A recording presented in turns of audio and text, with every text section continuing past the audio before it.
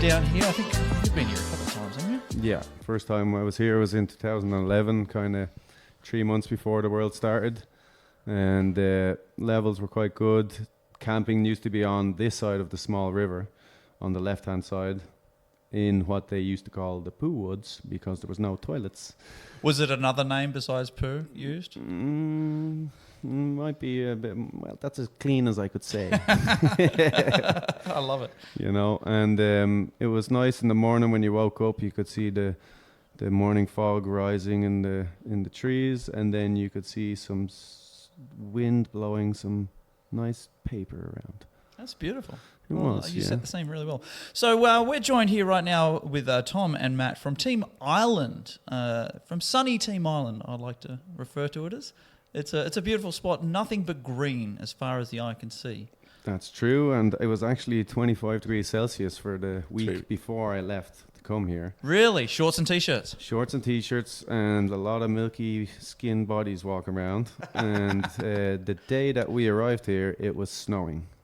Oh, in Ireland. In Ireland, so... In the summertime. Exactly. So whatever these electric cars are doing, keep it up. All right, just tell us a little bit about your background. There's a lot to share. There's a long history, Tom, for yourself. Gosh, I mean, we're talking decades of paddling, really, aren't we? Yeah. So, like, I would have started paddling when I was about 10, 11 years old. Me and a couple of my friends went down to the river. There was a building site beside the river. So we made a little raft for ourselves, jumped on Huckleberry Finn style, cruised down the river for maybe 2 kilometers. We got to a weir, which is the weir I would have went to with my grandparents to watch the Liffey descent. And it was always the weir where somebody's boat would kind of crack in two. There'd be a lot of, disappointed people, but the crowd loved it. So when we got to the weir, I was like, listen, guys, I don't think this is a good idea. So we took out on River Left. There was a guy mowing grass with a little shack beside him.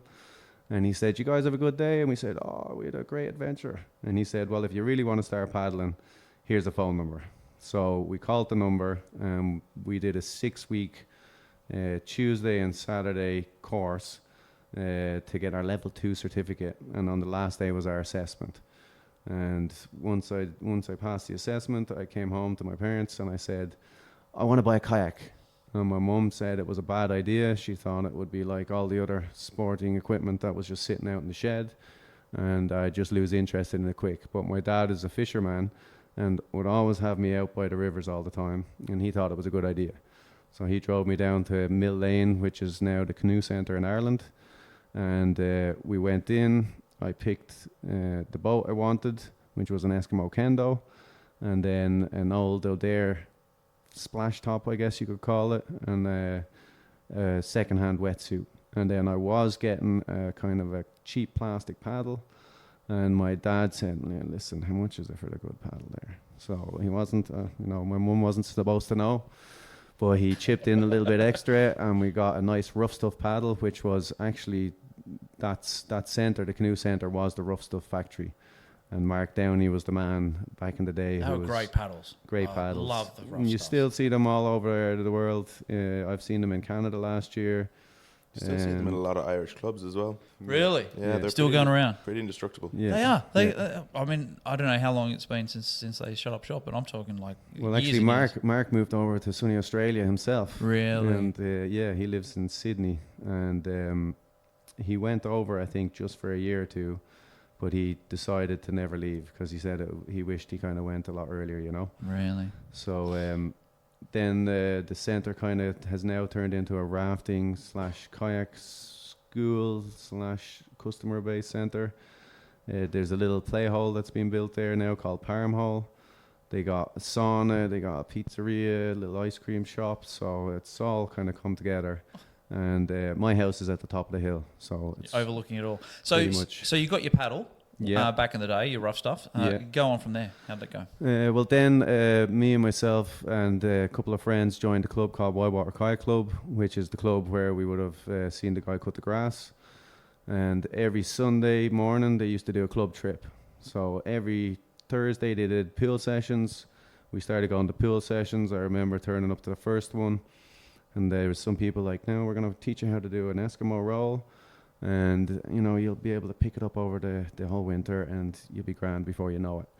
So one of the guys kind of leaned me over a couple of times, gave me the basics while he was holding the blade.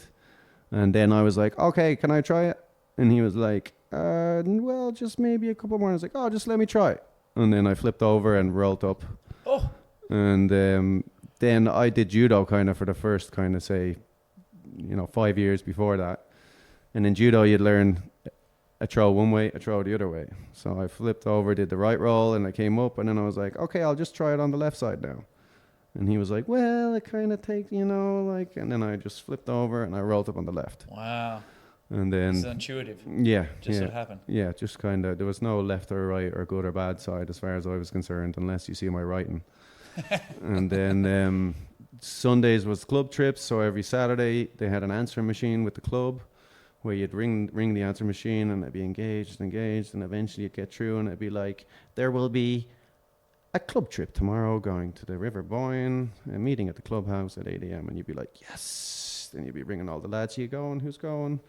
Parents would drop us down at about 7:30 or so. There might be 30 or 40 cars meeting there, and then they just kind of go around being like, who's got space for whoever? And then you bump into someone's car. We'd drive, back then there was no motorway out to the river, so we drive through all the little villages. It might have taken an hour or so, stop for a breakfast along the way, jump on the river. It might take us, I don't know, say 4 hours or so on the river. And then when we get off, we'd stop at a pub called the Snail Box and get a dinner, and then get dropped home. And sometimes people would say, oh, we'll leave you at the clubhouse, but most of the time, because you were junior, they drop you back to your house, And then we did that for a couple of years. But whenever there was no club trip, when you rang the answering machine, there will be no club trip tomorrow. My mum would be like, oh, is there a trip tomorrow? And I'd be like, oh, yeah, there's a club trip. So, if you we're going to do Sluice, So if you drop me at Sluice in the morning, Mo's dad'll drop us home. She was like, grand. So then we'd get dropped off and they'd be like, where's everyone? Oh, they'll be here shortly. We're just going to get our kit on. And then we'd just jump on the river on our own. And we'd have the rule of three. So at least we were not breaking the official rules. And we just kind of surf the features along the way and kind of make our way down the river. And then one day we turned up, myself and Morris Kelleher, who was quite a well-known paddler back in the day. And we got to Sluice. There was a huge kind of crowd there. There was a bridge built over with scaffold, DJ, couches and all. And we were like, what is going on here? So we dropped down, and it turned out there was a freestyle competition on, but we didn't even know what freestyle was really. So we just kind of surfed around and did some, if we caught an edge, we'd turn around and then we'd be back surfing, but we didn't know it was a blunt and spins, yada, yada, yada. And everyone said, oh, do you want to do the event? It's £5 to enter. And we were like, oh, no, we got to meet our parents down at the bottom in like 8 hours time. So we have a big expedition on our hands here. So we just tipped along. And then we decided to kind of research when the next event was. So we went to the next event, which was Spittle. I think that might have been late 90s or something like that. And Mo got first place and I got second place. In your first comp? Yeah.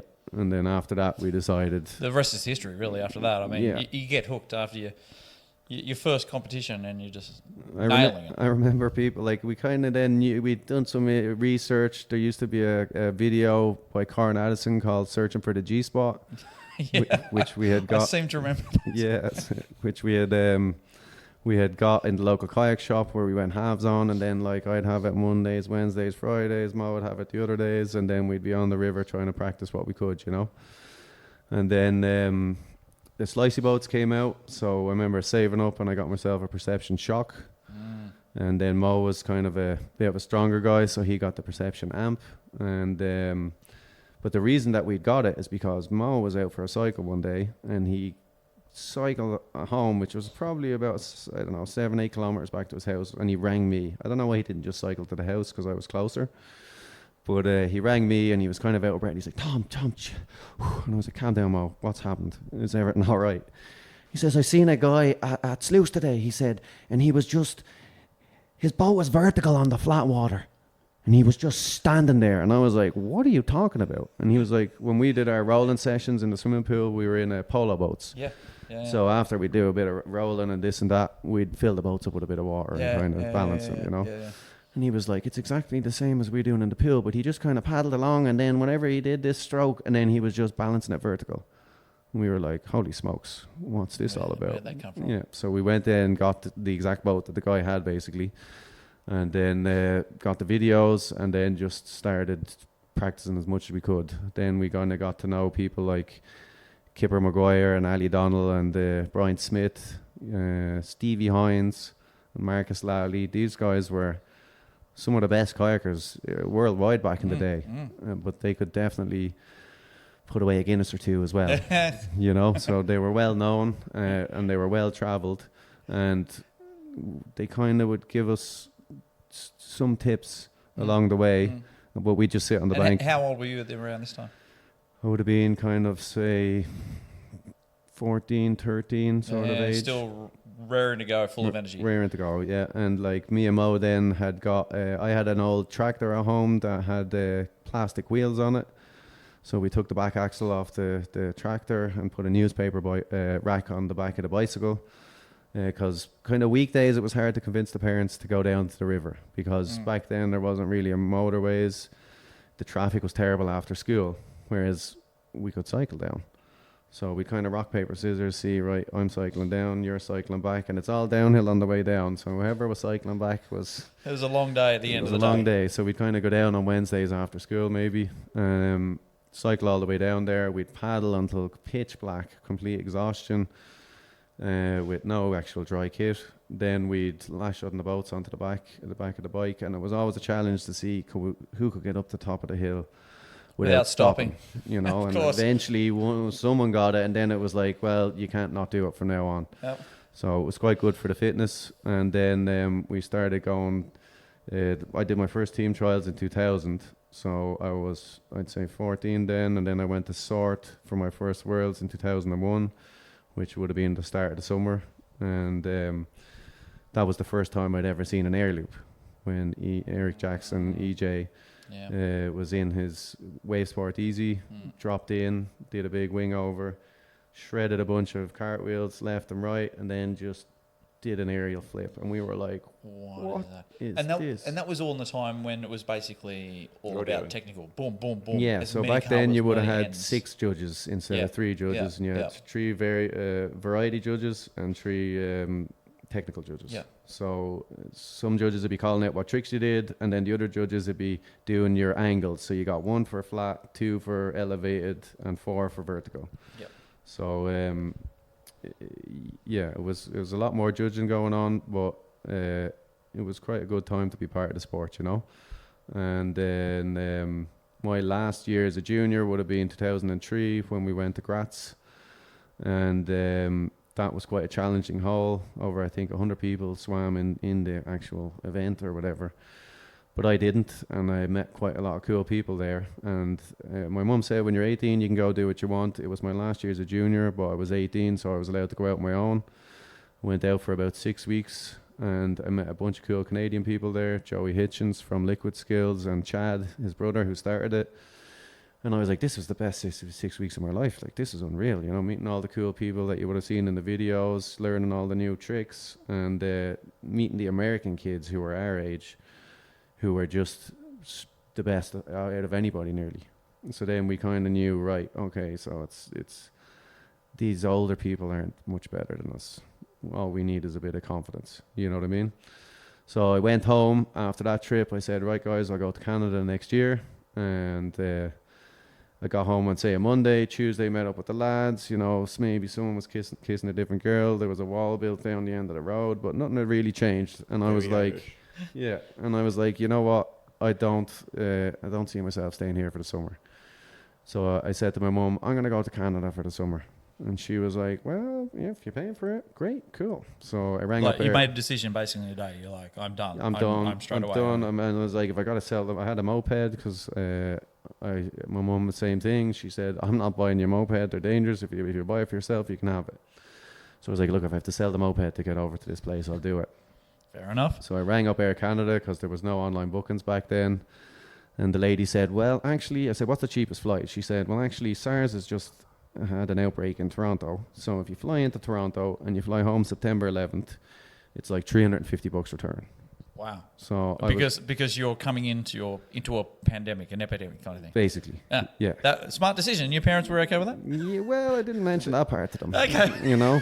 And By the way, SARS has exploded. I'm just going to go to the hub, the epicenter. Yeah, exactly, right. So, and then my mum was like, so you're turning up there and you're getting picked up at the airport and you're going to this kayak school. And I was like, yep. So what happened was I turned up to Toronto and then I had a connection flight then that I got from there to Ottawa. And somehow in my backpack, my first ever penknife that my dad had got me, a Swiss Army knife, I got all the way to Toronto with it. And then I went through security and they found the penknife in my backpack. Uh-oh. And then the guy was like, sorry, mate, we're going to have to take this. And I was like, oh, it's my first ever penknife. I got it when I was a kid, like, blah, blah, blah. And he said, no, we're going to have to take it. But somehow in Canada, they have these little lock boxes that if you're going just on a 2-week trip, you can put it in and then you can get it on your way home. Right. But I was like, well, I'm actually going for like 6 months. Yeah. So they were like, well, that's going into the old destruction bin or whatever. So that was it. And then I got onto the next flight, flew into Ottawa, and because there was some sort of delay with the flight, I had a couple of friends that were supposed to meet me in Ottawa, which didn't happen. So they just kind of turned up to the airport, and I didn't turn up on the flight. Right. So then they were like, Tom's he's just no talking show. nonsense. Yeah, He's not coming out. So Yeah. I kind of got there at, say, I don't know, late at night. I got the last bus, which would have been, say, midnight leaving Ottawa, and I got all the way to Cobden, which is about, say, 30 minutes from where the Whitewater region is in the Ottawa. Yep. And I got to the petrol station on my own. The petrol station was closed. The motel was closed. And there was nothing else around. I didn't know that if you just walked kind of 50 meters and took a left, that the whole town was actually there. I just thought it was out in the middle of the boonies. Yep. So I just lay down kind of beside the pump. There was between the two pumps, there was a little bench. So I kind of just lay down on the bench. I didn't bring a kayak because the Canadian guy was importing ballistic kayaks, and there was a ballistic slick stick had just come out. So I was like, looks like a good boat for the waves. I'll just pick one up one of them when I get there. So I kind of just got woken up in the morning with the kind of ding, ding, ding of the petrol pump. I just woke up and this guy was like, you all right? And I was like, yeah, I'm just okay from Ireland. I'm looking to go to River Run, which is the name of the raft centre then back in the day. Now it's Wilderness Tours. Yep. And he said, oh, yeah, I know it. And he says, well, why don't you go inside there, get yourself a nice breakfast, and when you come out, I'll have a lift. And I was like, okay, great. So I went on Hospitality. in. Yeah, went in, got a nice feed. And then the girl kept coming over going, want some more home fries, want some more bacon? And I was like, is it free? And she was like, oh, yeah, as much as you want. And I was like, load me up. And I don't know when the next time I'm going to see it is. So got my feed, came out. Some guy had my kit and all in the back of his pickup or car or whatever it was. Jumped in, and then we just started driving. I had a nice chat with the guy. And then he dropped me to the front of River Run, which was kind of like still high water. It was the year that they began to call it stakeout. Right. And I just turned up to the front of this gate. The raft centre wasn't really open, but you could still kind of go in. And the guy who dropped me off, I was like, so do you live like around here? And he goes, me? He's like, I live like 200 meters from the gas station. Oh. And I was like, no, really? Well, why'd you drop me here? And he goes, I love to see people enjoy Canada, have a good time. Wow. Yeah. That's I was amazing. like, can I like give you some money or whatever? And he says, if you ever meet me again, you can buy me a beer. And done. Never met the guy again. All right. So the raft centre at the front, the office was closed. There was a little chain across where the road was. And I was like, and it's like camping this way with a sign. So I just kind of hiked on in. Yeah. And after, I don't know, maybe kind of 800 meters or so, you come to the camping area and it was just a huge empty field. Mm-hmm. So I was like, okay, I don't know what I'm going to do here. So I just set up the tent. I was so exhausted after sleeping on the bench. And I was like, I'll just go for a little nap. So I went for a sleep, and then I woke up when it started to get dark. I kind of saw this fire was burning. I says, right, I'll go over to the fire and just see who these people are, So I walked over, kind of sat down. I was like, hey, I'm Tom from Ireland. Nice to meet everybody. And then one guy goes, is that Irish Tom? And I was like, yeah. And it was a guy who was a C1 paddler on the team that day. Yeah. And he was like, are you coming up to the tours? And I was like, what's the tours? And he was like, oh, it's like a big party upstream at the big raft centre. We're all going to go up now. If you want to come, you can jump the truck. And I was like, okay, sounds good. So I jumped in the car. We went up there, met loads of people. And then some people were like, yeah, we'll take you down the river tomorrow. Beautiful. So jumped on the river the next day. Did you have a boat? in the morning then, so in the morning I woke up, right? And I could hear after the party, woke up in the tent, and I could hear someone on, no. And then I heard this truck start, and it started driving, and I was like, it's Joey. And I like open up the tent, and I could see this red truck just driving out over the distance, and I started sprinting. I'm like, Joey. And he just disappears, and I was like, oh no, there he goes. And the next thing and he comes back over the hill. Woo! And he's like, you made it. And I was like, told you I was coming. And he was like, oh, I heard you were around, but didn't know where you were. And I was like, well, there's only one tent in the corner. Like, yeah. You can't miss it. Everyone else had nice vans or campers or whatever. And then jumped in the car with him. We drove up to Liquid Skills Kayak School, which is kind of just above McCoy's Rapid. Yeah. And he had a serious amount of boats, and then he had a kind of a container full of brand new boats, and he said, just pick whichever one you want. So I got the slick stick, jumped into it, got dropped to the put in, and I put on with these two American lads, and then we ran the river. So we had a great day on the river, got to the bottom, and then I met the people who had supposed to pick me up at the airport, and they were like, we heard you were in town, but what happened? And I was like, there was a delay in the city, and I missed the flight, and I had to get the last bus. And they were like, cool. They were like, so you did the river today? I said, yeah. And they go, oh, how was Bus Eater? And I was like, what's Bus Eater? And they were like, it's a wave that like the size of a bus. And I was like, well, there was a lot of big waves, but I didn't do. And then they were like, did you do the middle channel? And I was like, what's the middle channel? And they were like, well, there's two rivers here, And they were like, did you do like a big slidey kind of a? And I was like, oh yeah, we did that, but we didn't know it existed, kind of like, we just kind of came up to it and just went boom straight and down. This is your first really big whitewater first time ever seen big whitewater, like, I'd done some little creeking in Ireland, but not even in a creek boat. Your eyes were like dinner plates. I'm guessing. Yeah, exactly. Like, and so I had just got off the river after this epic day, and the lads were like, we're going to a big Bus Eater right now. And I was like, okay. So we just jumped into the car, we drove up. It was like maybe 2 hours, an hour before sunset. And they took me to the Lauren, which is where all the lunch spots are, where they have the barbecues for the rafts. Yeah. On river right side? On river right side, yeah. And then we kind of go down the slip road, and I just see this absolute monster just staring at me in the middle of the river. And somebody dropping into it. And I was like, holy smokes, here we go. This is what we came for. So we kitted up, went upstream, and dropped in. And it was a lot easier back in the day with the faster boats, because I was actually back there 2 years ago. And in the shorter boats, you get a lot more spankings. You know what I mean? So a bigger ferries, that's for sure. Yeah, exactly. Like, and then over the course of the next couple of days, kind of met everybody that I would have met at Worlds that were saying they were going out to Canada. And then I just kind of lived it up. Raft Centre was kind of starting to get a bit more busy with customers. It was getting close to the peak of the start of the raft season. And then the owner of right around that time, I kind of had, say, 5 days on the big water.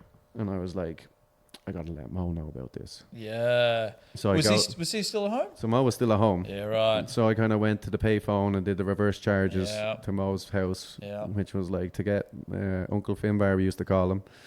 To get Uncle Finbar to accept the reverse charge was quite a difficult thing, So from Canada. From Canada. Will you expect will you receive a reverse charge call from Tom Dunphy? And he was like, okay. And then he answered the phone. I was like, quick, put Mo on the phone. And he was like, Morris, quick.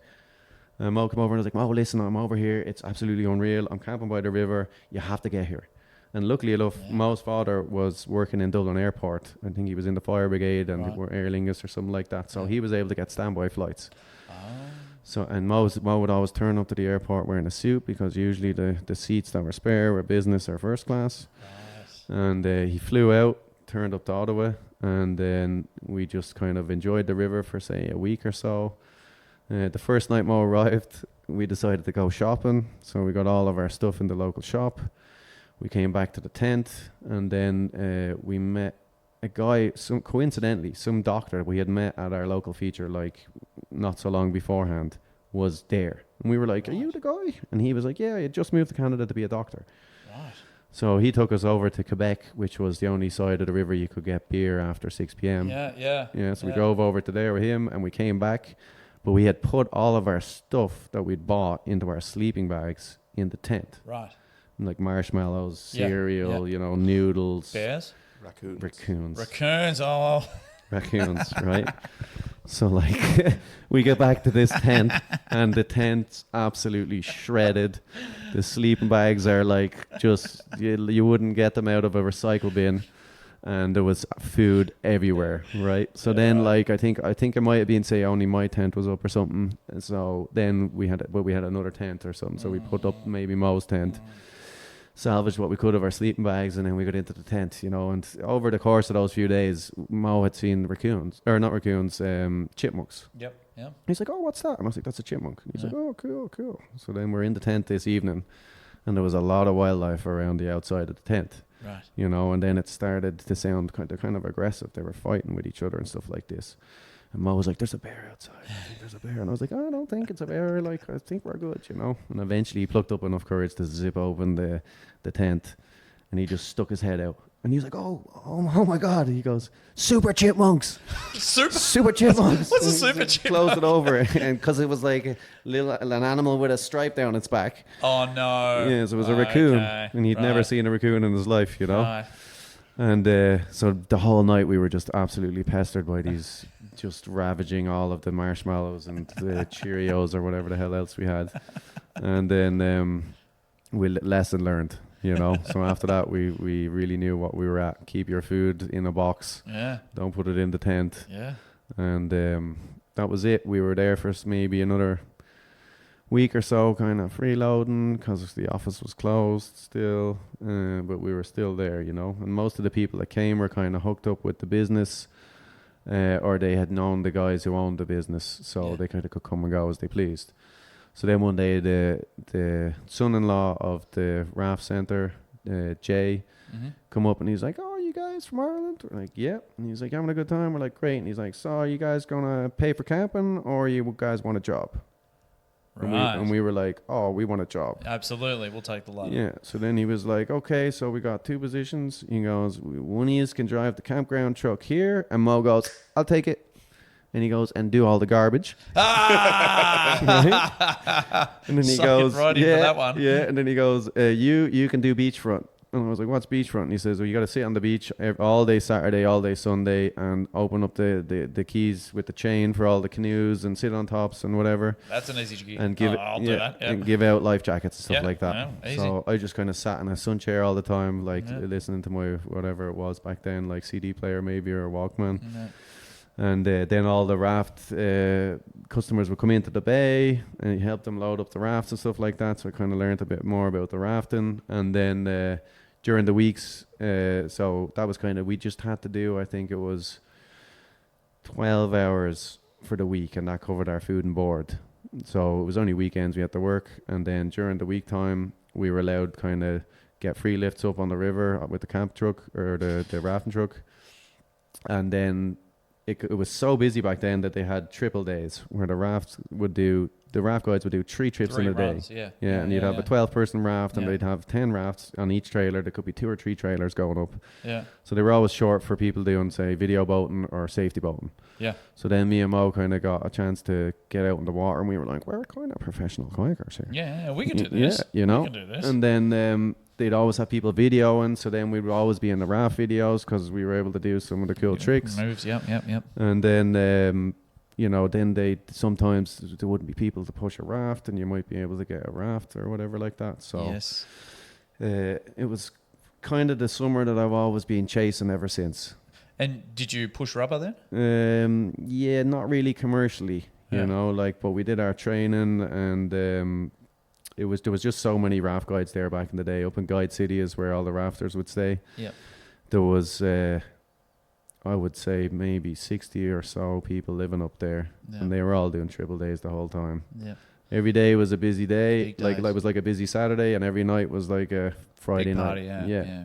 You know. Look, I want to get into your freestyle in just a second, touch on that. I'm going to bring you in, Matt. Just tell us a little bit about your background here and obviously your role at the moment as team manager for Team Ireland. So getting into the role, I started kayaking when I was 12 years old. My mother did open water swimming and wanted safety, so bought me an All-Star 07 and kind of learned how to boust all that and do kind of all the tricks slowly on my own out in the sea, just out by my house. Did more freestyle, got into creeking, met Tom. Brought me around the place. It's a good day. Where'd you meet Tom? I met Tom at an event called Cranafest up in the north of Ireland, in Buncrana and Donegal. And he was around with one of my friends, Alexi. Didn't really know Alexi that much either. And they did a night race down what was called the Claw. So we just went around there, night race, ran down the feature, finished up at the bottom, and then we went down to the bottom to the takeout where we'd leave the boats and go out for the party. And myself, Tom, and Alexi were just down there having fun, popping out in the hole. Tom with his beard and his orange zen that he loved so much. His beard is gone, by the way. It's disappeared. It's no more. And then from there, it was just meet him at a few events, go paddling with him when I could. And then I've always wanted to be at these events. Yes. It's never good enough to make the team. Yes. So last year, they were short a team manager, so I said, screw it, I'd take the role. Yes. Over in Graz for the first time. First time seeing an event, and it was different. And it's from there, I've just been like, I enjoyed being team manager, so I said I'd give it a go again. And he was pretty much the best team manager we've ever had. I was going to say, it's a thankless job. Yeah, he Like- kind of goes out of his way to do things that we wouldn't have even thought of, and then you're like, wow, that's needed, you know, and that's helpful. And then it's always good in between rides to have a kind of someone positive there for you as well. Yeah. And if there's any ever issues, you always get the help that you need, and you're not really worried about it. So you can just focus on your paddling and have a good time, you know. And then last year, you know, because he's such a good manager, we made a deal with him one day over a kind of a soda. Team dinner. It was the team dinner. There you go. We The morale boosting The morale- team. the Everyone morale- has one. the morale boosting team dinner, Yep. or peer pressure, or what There would you you want to go. call it. I kind of knew that we would have the opportunity for a medal or two, so I kind of put a bit of skin in the game and There you said, go. if anyone wins a medal, because there was an opportunity for 5 medals last year Yeah, right. at Euros, I said that I'd dye my hair. Oh, okay. And how did that eventuate? Well, I went platinum blonde, but it didn't go so platinum. It went bright yellow. And he never looked better. I will say, definitely making that decision. About 20 minutes later, the regrets sank in because I knew I was probably going to lose that bet, and I knew that 10 days later I had a family wedding. Oh, no. And you're going to be looking at bright, blondish, sort of Bright yellow hair. yellow hair. Yeah. So I would say it was like Leah had just got off the water. The scores were called out. She knew she was the champ. And I think it was 18 maybe, was into the car and straight down to the shop to buy the you know. No time for enjoying the no moment. time to even clean the house. Yeah. So then, Walk like, back to the house. when it came up to this year for team manager, we did the trials, and literally when we finished trials, I was like, Maddie, you got to go this year. We need you.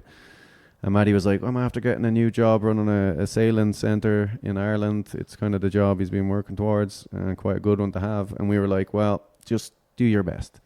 Yeah. So- So you just got a job. Just got a brand new job right now. brand new Yeah. job working as running a sailing centre, teaching kids how to sail throughout the summer for 8 weeks, contracted 8 weeks, and I just went, by the way, there's an event in Germany that I've been asked to be team manager for.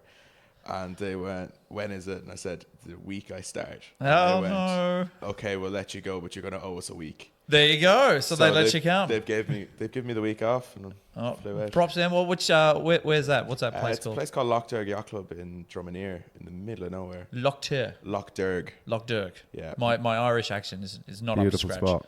But then what did he do? He came back this year with hair and a nice beard. What? So both can be dyed? Is that you the plan? you said it, bud. Said it here now, apparently. Well, It's I mean, official. If it happens, I'm looking forward to that team meeting and dinner this week and finding out exactly what's I mean, it's either what's that the or a next step. tattoo. So it's like, what does he want, right? I feel like if I go home and my mother sees a tattoo of something, she'll probably kill me. Yeah. Whereas she came home quite handsome. He got a lot of good compliments at the wedding.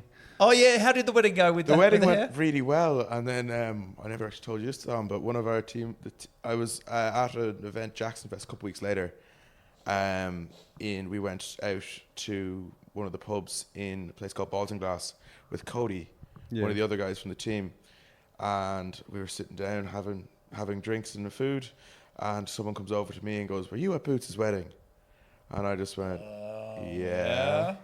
It turned out that it was his brother's sister-in-law There you that go. had recognised me from the wedding because of the blonde hair.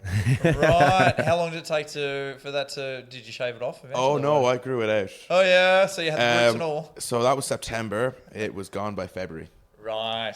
It's a mark of respect for freestyle right there. Yeah. To be able to keep it going and push it hard. While working in a retail job back home. Right, not the best look. Not the best look. Definitely. Bro. Is it But it motivated him to get the dream job. So yeah, that's right. Is it kind of like herding cats for these assets? Tell me the real nitty gritty. What is it like trying to coordinate Team Island? It's not that bad. It's just making sure that everyone's there on time, everyone has the correct team gear, and trying to fight to get that team gear too. This year we have these lovely new T-shirts that we got, and hopefully we'll all be seeing us all wearing them. Tom has broken out some of the older gear. Yeah, and I've honestly, brought every team shirt since 2001 with me. Oh, on so this you're going to trip. rotate through I every think day? you should for the- rotate Yeah. through every day. Yeah.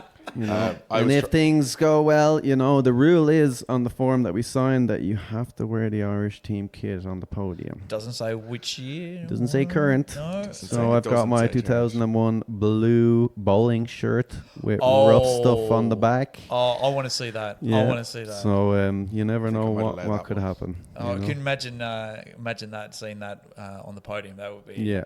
Something amazing, absolutely And amazing. then when it meets all criteria. That's right. So That's you right. know.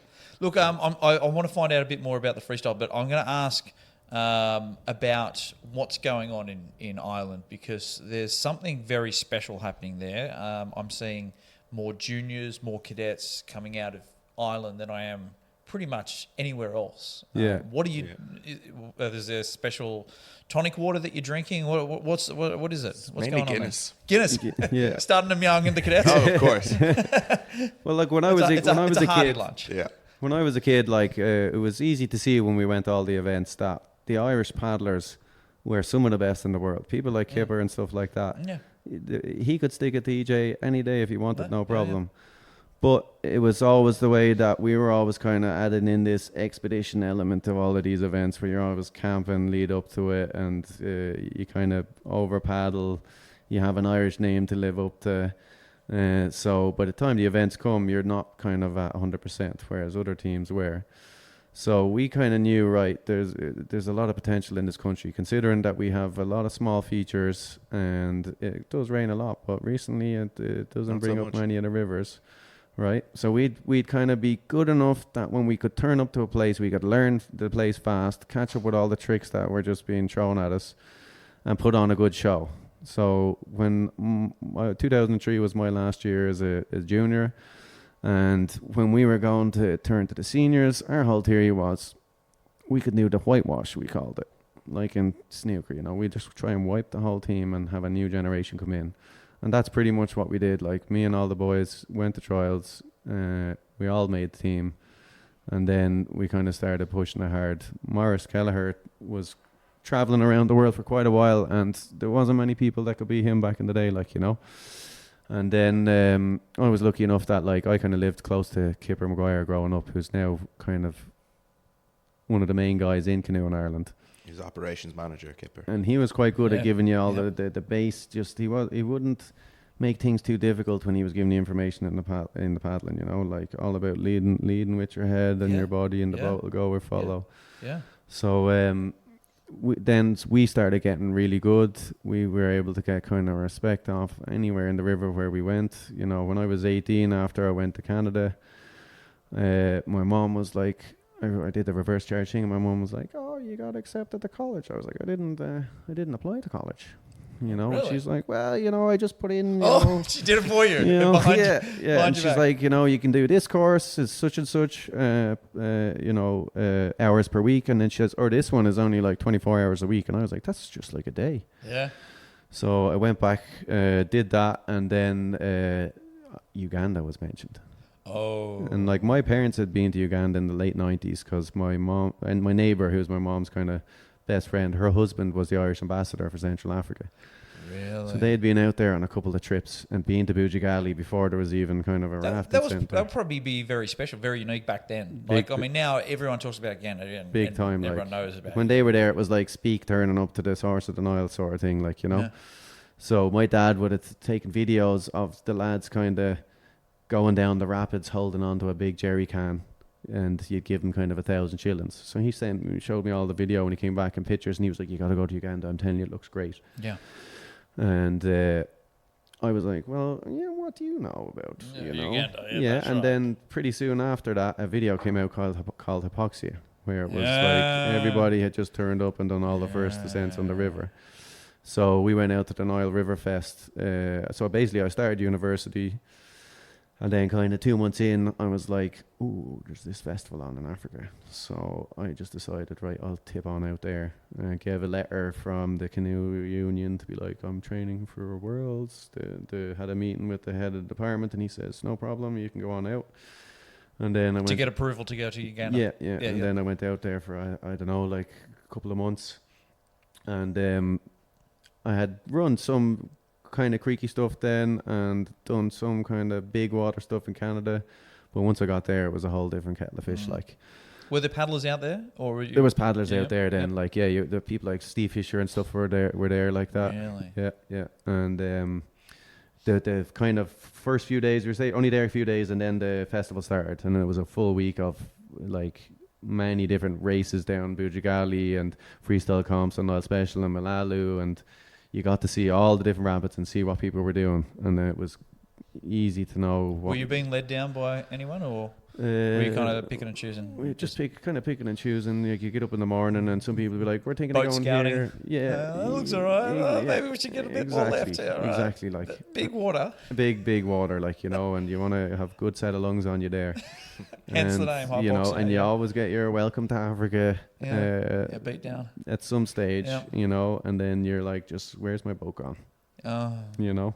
Yeah. So I remember I did a kind of a line on Bujagali where on River Left there's a hump that comes in, which is kind of like a big oval-shaped waterfall that comes into a big gnarly hole. I made it through, and I was at the bottom, and I put up my hand, one hand on the paddle, one knot, lifted it up and went woo, and then I flipped on the eddy line, lost the paddle, hand rolled a couple of times and just got spun like a clock, and then popped the deck, and then I had the like Nar to go. So I just swam as hard as I could for the bank. Somehow made it before the bad spots. Yes, but the boat's gone. Boat's gone. And then I'm like looking, I'm like, where's my little baby, you know? And then eventually I'm like, oh, there it is. It kind of came back, like the eddy might have been a 500 meter eddy, this huge recirculating eddy on the bottom of River Right. And I was like, oh, there it is. There's the tail. And then I was like, oh, there's the nose. And they were right beside each other in the boat. Oh, kind it was folded. Oh, yeah. Jeez, it's gone. Well, with just a little bit of sun and some, you know, wood under the seat, and we got it back in, like, you know, whatever way the seat was, it kind of just popped out and slid to the back of the boat, and then the boat just creased. Wow. And but it was a Robson Red Fred twin tip, which was remember the Robson Red Fred. Very, very good boat on waves, seriously fast. And then went back to college after that, and then we'd kind of seen it all then. We'd done all the class. I'd run nearly every rapid except for I didn't do the Dutchman or Hypoxia. Yeah, understandable. Because they'd only kind of been done twice or three times maybe at that stage. And I was like, you know, a lot of people weren't doing much out there. So we felt like we'd left after a good trip and we had something to come back to. And then we just kept going back to Uganda as much as we could. I went to Canada, I would say 7 summers over the next kind of 10 or 15 years where I just go over and just now I knew people, and then I could live there for kind of free and just kayak all the time. Yeah.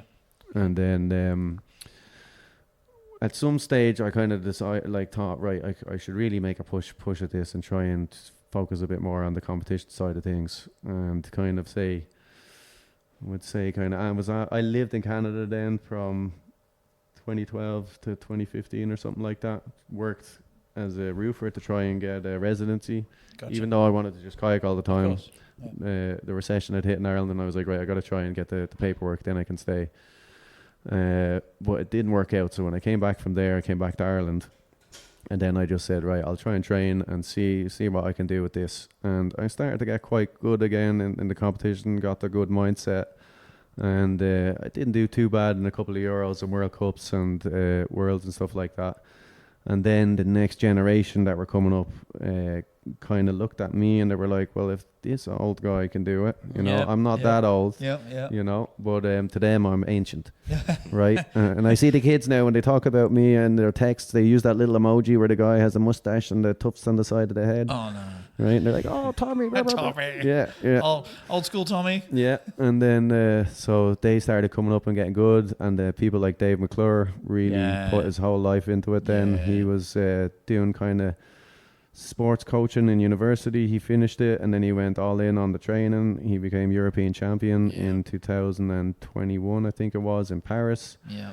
And once everybody saw that, then everybody went all in Ireland. Because they'd seen, like, there was a guy called Rory O'Reilly who had kayaked a lot when he was younger, and then he kind of became a dentist, got a job, and then we were just in Nottingham. Nottingham kind of became a home for us in the winter to go train. 2016 at the Europeans here, we met Johannes Barden, Johnny as we call him, and he got a job in Nottingham working for Matt Cheddar, who kind of runs Instinct Laboratories, I think it's called. Right. And he also helps run the course in Nottingham. Yep.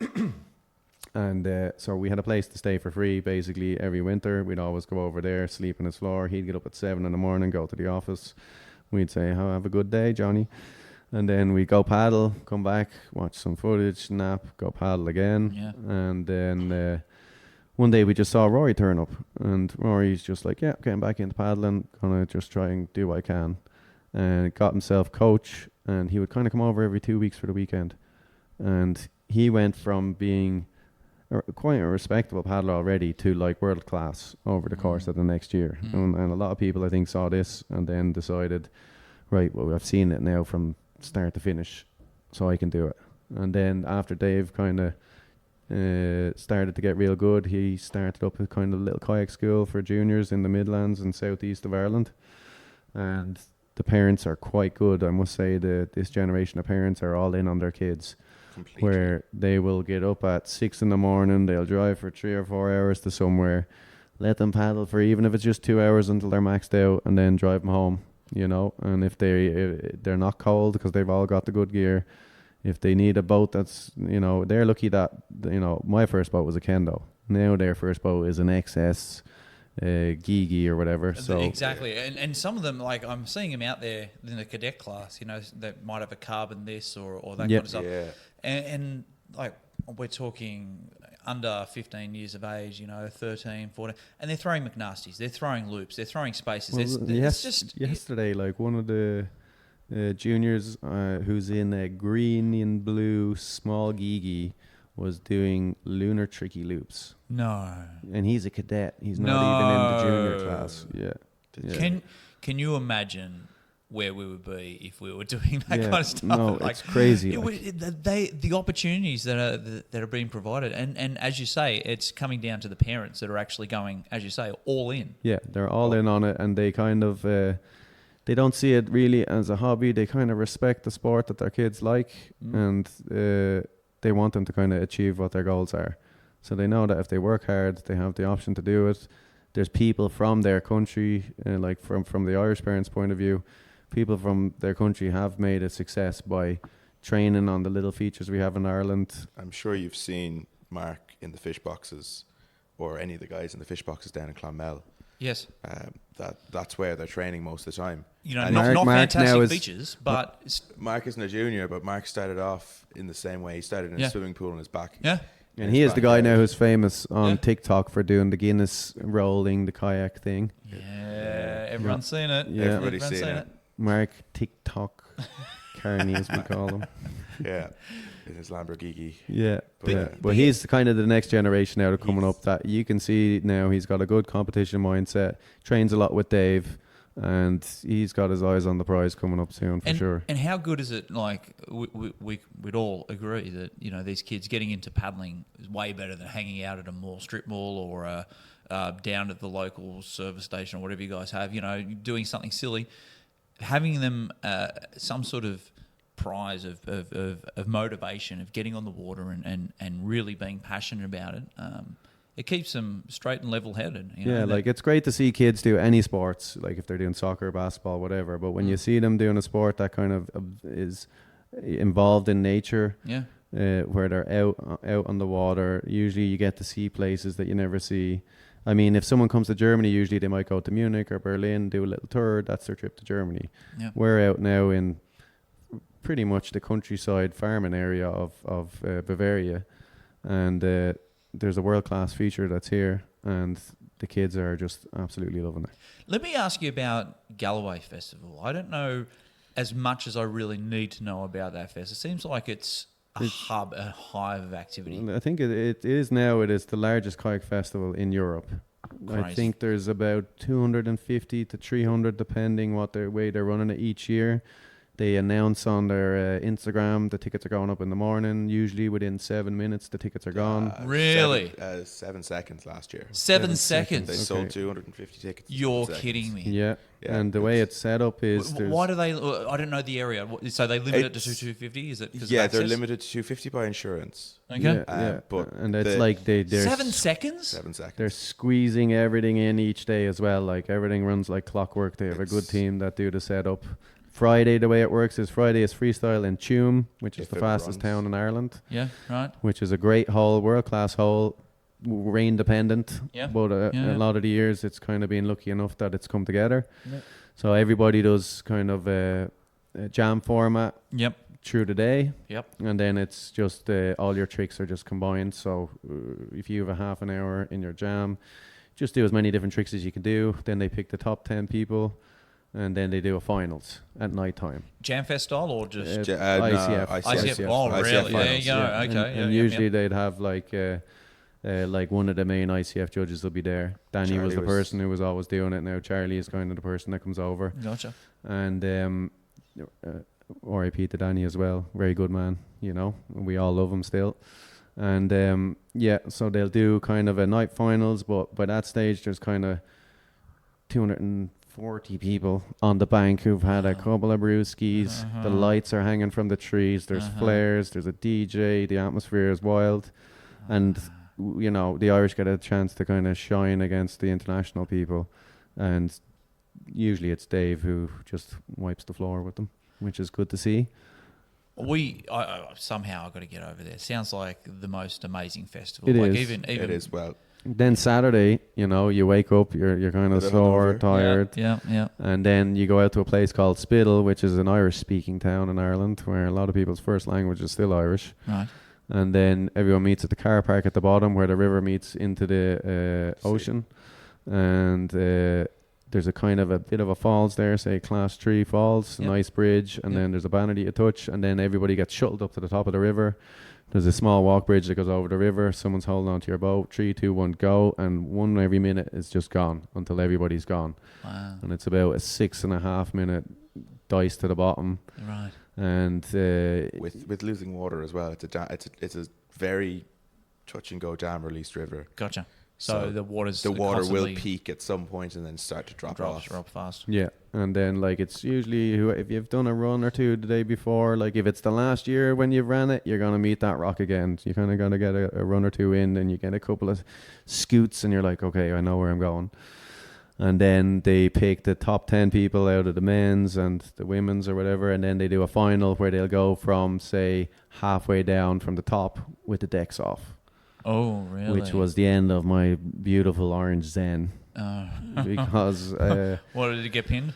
No, I just got so much water in it by the time we came to the drop at the bottom that I came down, I thought I was in not a bad position, and then the boat just stopped. Right. And some sharp rock just put like a foot-long slice underneath the bottom of the boat and then just kind of stuck me on it and I shuffled off. And then it was a struggle to get to the old banner to tip it. Yeah. But I did it. I love the Zen, to be honest. It's been one of my. It really is. Even I even prefer it than the newer Nirvana and things like that. Yeah. I just love that style. It was great, and it was the type of boat you could bring anywhere. Yeah. Big waters, tight technical creeks. Yeah. You know, you knew you were in it for a good day in it, like, you know. Yeah. And then that's finished up for the day. And then there's a lot of people that might, if there's surf, they might just paddle out then and surf the boats in, have the crack. There's saunas. So it goes straight out to the ocean? Yeah. Straight out, yeah. You finish at the ocean, and there's a big pier there that has some saunas and stuff like that. And It's then lovely scenic everybody spot. heads into town then for the infamous Galway Fest party. Where the end result is you Nobody ever safe. reevaluate your whole life on a Sunday morning. You're worried about bills you never worried about before. You're like, what have I done with myself? But no one's safe from getting kicked out of that place. Even the organisers. I watched Really? Barry get kicked out last year. Yeah. Really? Yeah. It's And I think this it year goes was his birthday on that I actual think so. night, so it was a little. Yeah, so It was a wild night. He got It's a a little wild spicy. then and you then- get up the next day and do some motocross and some questionable headspaces. Yeah. So they do kind of a mass start race in the morning, which maybe a few hungover people don't do, but it's the whole of the competition just race down together, down through the city. It's the only city in Ireland that's kind of got, well, Sligo town actually does as well, that has Whitewater kind of going through the city centre. Right. So there's a lot of people just watching it, having a look. It's a very touristic town. Galway's probably the nicest town in Ireland, realistically. And then everyone gets to the bottom, and then you go up to what they call Jury's Drop, which is a canal which meets the river, and there's kind of like a little 10-foot man-made waterfall. So you go under a bridge in a little channel, Bet no with wider this at the table. There's 80s starting with the tails to the wall, 3, 2, 1, go, and all you're trying to do is just get to the gap before anyone else, but hopefully no one's right on your tail, because when you go off, you land at the Someone bottom. right on the bottom, Yeah. lands on top of You you. stop for us, yeah. Yeah. Someone will land on you, which happens then quite a lot. Yeah. Over Great it. spectator sport. Great spectator spot, and it's always like, there's a lot of paddlers there, but there could be A lot of just normal. thousands of people just People watching on watching. the banks. Really? Like, yeah, Yeah, like at just least from I'd say around the- 1,000, because the big bridge that's downstream and upstream, people are kind of stopping, looking. There's famous old cathedrals and stuff there, so there's a lot of people walking around for the day on the weekend, enjoying seeing the what's day, going yeah, on. yeah. And then they see this and they're like, "Ooh, what's What is going on going here?" Yeah, and then you kind of got to dash across the river, go around the buoy, and then down to the banner, which is torturous, very and you cut into the eddy too early, and then it's like the tide's going against you, Right. metaphorically speaking, also. Yes. And then that's it. Then they go up to the university, which is where most of the guys would have went to college. They have one of the big auditoriums, and they do the prize giving there. And they have a couple of trophies for kind of best person at the event, who's kind of has the feel of the event or whatever. Good few memorial trophies for Beautiful. friends lost. Of course. Yeah. Which is unfortunately like every kayaker. If you paddle long enough, it's part of paddling, which is it's quite sad. It's quite unfortunate. I mean, if you think about a lot of other sports, it's just not as prevalent. It is a huge part of our sport. It is indeed. Yeah. But it's one of those that this event has turned into one of the things that companies are throwing things at it as well. Piranha gave away, I think, 3 kayaks this year. Oh wow! At it, someone walked home with a brand new reactor. Someone else walked home with a firecracker, and someone else walked home with a brand new electron. Sounds like it absolutely is the place to be if you're a paddler. What's the temperature, the water temperature and air temperature that time of year? Cold. Oh, it's cold. Very We cold. I if you have a brand new snow. dry suit and all the trimmings, you're going to be cold. Oh, Right? Yeah. A few years ago, we didn't have spittle. There was no water released, so they did a freestyle competition off what's called double drop. right. An old canal that they just made into this double stepped feature. Yes. You might see it occasionally, but you're doing downriver freestyle off it. I think Kim did a tomahawk off the top drop, Right. which lands into halfway up your leg depth water. Right, so It is very very shallow. shallow. So basically, it's 2 canal locks, and the gates just blew away in a flood, Right, and yeah. now it's just because it's all fed from Loch Corrib. This is the Right. Corrib River, but Loch Corrib is the huge lake upstream. There's a mass amount of volume coming down. Yeah. I've got to ask you guys to round out this podcast.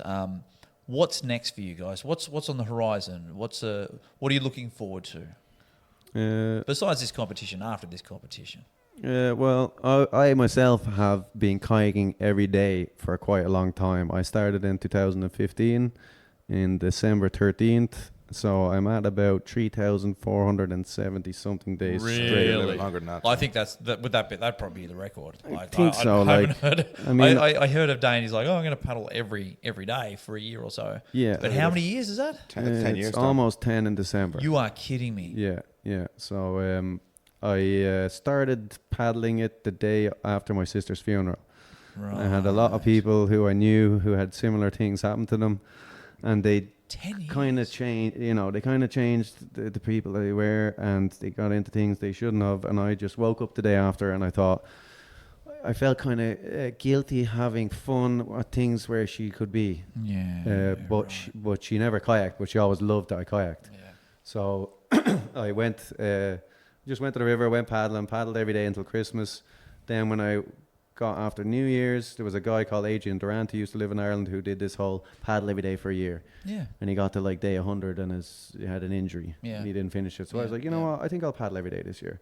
Yeah. So I paddled every day that year. And then I said, sure, I'll do the second year. That was kind of good. I was out of the house every day. I would paddle lots. I met lots of cool people. Then I did 2 years. And then someone was like, 1,000 days would be pretty good. And then I did 1,000, and then it was 5 years, then it was 3,000, and now I was like, I think I'll just go for the decade. So yeah, and now it's great to do it. It's a great thing, but it's almost like a sick addiction now. Yeah. Where it's I have to get to the river, but it's brought me to some amazing places because sometimes I have to have a rest day where it's like my rest day is basically say I'll get up this morning. I might go up to one of the lakes up in the Wicklow Mountains or something like that with some bread. I'll feed the ducks, go out and paddle, enjoy the sunrise. Yep. So it's not really strenuous paddle, it's just enjoying it, but it's your rest day. Exactly. You're still on the water. Yeah. And then the next evening, I'll do something similar. So that kind of gap in between is my rest, Yeah. But like when I go to Uganda, I would stop in Amsterdam along the way and go out on the canals. Kayak Amsterdam is a good friend of mine, so he always organises to meet me at the airport, bring me out, tour around on the canals, have a nice time, and I always do something similar along the way. I used to be the guy who'd be like 40-hour flight to get somewhere for $300. Now I'm like $2,000 for the 12-hour flight. Right. So if I'm leaving Ireland and I'm going somewhere, I might paddle at 1 or 2 a.m., get to the airport, get the first flight out. Yes. Someone who's meeting me will have a boat with them just in case mine's lost. So you've got it ready to go. Get there, get straight on the water, and then check that box. Then I can relax. Yeah, So it's quite hard. A lot of people have asked me about info to do it and how to get it, and then after like February, they're like, "You are insane." Yeah. So that is, and now that I'm a master, so I've joined another class. Yes. Everyone's like, "Oh, Tom's getting a little bit old. Maybe he's getting a little bit slow." And it's like, I just need a day off. Yeah. But no rest for the wicked. I'm guessing your stretching routine, warm-up routine is extremely important. Yeah, so when I was a kid, it was old man Tommy, because I was always like, I do a lot of mobility before I get on the water. Then I'll paddle. Then when I get off, I'll do a lot of stretching. And then in the evenings, I spend most of the time foam rolling while watching a movie. Yeah. I used to kind of watch the TV where your neck is bent and you're looking at it. So now I've cut out a square on a piece of wood that I shove into the mattress on my bed. I have the iPad on it, and now I'm lying completely flat looking up at it. And then I've got to the stage where once a week now I get a massage in the local massage place, Thai massage, and it makes wonders of worlds of a difference. I think the take home from this, to be honest, if you want to paddle for as long and as much as you want to, do the preparation. Yeah, like you can't paddle to keep fit. You got to stay fit to paddle. Yeah. That's what my theory always was like. So, and I feel like I can still rip pretty hard. And the last year I wasn't too well last year. So once I kind of started on the mend, I just wanted to say to myself, I just want to be able to say it one more time, I'm better than I ever was. Yeah. So that's kind of the goal I've been working towards. I wasn't too sure if I could come to Worlds or not. Made the team. I didn't have a boat. My good friend Mikael Herman, aka the Herminator, gave me his pretty much perfect carbon boat to bring here. I texted him the first day. I said, it's 171. What do you think? He said, just go for it, man. And now 11 patches later. Oh, wow. Yeah. I'm still just, I took the plastic out yesterday because I was like, everyone else is saying plastic. I'll try it. and I just didn't enjoy the boat. It was shout out to Jamie as well, who's lending me his plastic boat anytime I've needed it. Yeah. But it just doesn't feel the same as the carbon boat. And it's not that it's carbon versus plastic; it's just outfitting. Yeah. When I sit into my boat now, you've outfitted it's and outfitted it to feels me. like part of From your the body. hips down, it's just part of me. Yeah. So, and then I had quite a good session there this morning, and then I actually window shaded it as I was leaving the hole, and the nose of the boat caught the rock, one of the many, and she's drying in the sun now, and she'll be patched up again. good for breakfast, hopefully. God. I'm going to say that's probably going to be a Guinness World Record. I would say the amount of days on the water for 10 years. Yeah, every day. I had said even there today to Nick, I told him the story, and he said that's got to be a world record. And I says, well, there's got to be someone in Hawaii who lives on an island who paddles every day. And he goes, I've been to Hawaii, I've seen their lifestyle. He said there's a lot of people sitting in hammocks drinking cocktails and stuff that. So I think that's a Guinness World Record. I'll be honest. I think we're gonna have to go away and have a look at it and look it up and see if we can get that. I've tried to do some research, but I'm just it's just kind of my way of it's like my tribute to my sister, basically. So beautiful. Beautiful. So. And how about yourself? What's next for you after this? Other than going back to Ireland, starting work on the Monday morning. Nose to the grindstone. Hopefully planning to get down South America, maybe Chile. I have a big family reunion over in Australia next year, so I might call back via New Zealand. Get some paddling there. New Zealand. Oh, it's a wonderful place. You've got to get to New Zealand. Yeah, it's on the list. If I say it here, I'll have to do it. My plan is, the reason I haven't gone to kind of Nepal and these type of places is because it's a 3-day boat drive to get to the river. Yes. So once I kind of get past that 10-year hurdle, I would like to get to rivers like the Indus and some stuff like that. Oh, because... absolute gold. Yeah, the Indus, the Keene, get down to South America, and I've really been kind of invigorated in training and pushing it again in the last couple of years when I met Leah Hawk down on the local river one day. Yeah. And then not so long after, her mum rang me and says, hey, any chance Leah could go paddling with you? She'd love to kind of get a bit of coaching and train or whatever. And I said, well, look, I paddle every day. Yep. She wants to come out, no problem. Every day. Every day. And she has gone from cartwheels to world ranked number 1 and European champion now. And now this is her first year as a senior. She's won every senior event that she's been in since. She's the only, I'm sure Dane probably as well, but I don't know, but I presume. She's the only other athlete that I know that has qualified in every competition she's ever done. She's always got to the next round. Probably Dane as well, but I who knows? I'll have to ask him that question. Yeah, and then so she's kind of, some days I'm like, well, maybe we could just, and she's like, no, we're driving 3 hours, the surf's 10 feet, let's go. And I'm like, okay. And then once you get there, you get, you feed off her energy, and I think she's as good for me paddling as I was for her, so it's good to be able to help out her. And now she's kind of got some kind of 13-year-old girls at home that she goes out with. Once she leaves here, the cycles continuing. Yeah. Once she leaves here and she goes back, she's starting to do a once a week thing now at this local Parham Hall thing where she'll kind of do coaching for kids, and they're kind of kayaking with the World Cup champion, European champion, and they came from that exact spot. Yeah. She trained exactly there. Yeah. Now she used her pocket money to buy a swimming pool in the back garden. We'd paddle. So she could do a flat water. Yeah, so we'd paddle Wednesday, Saturday, Sunday, and then on Sunday she'd be like, what do I do this week? And then I'd give her a list of the most random, boring things. She's like, why do I have to do 100 left rolls? I don't want to do them. And I'm like, well, look, once we get to Helixville, you're going to be needing it, So then when we got out to Canada, and I'm like, well, look, you can only do a right helix on this wave, which means you got to finish on the left roll. Yeah. And she was like, oh. Of course. Yeah. So on my birthday cards, it always says, to Einstein, happy birthday. She says, because you're never wrong.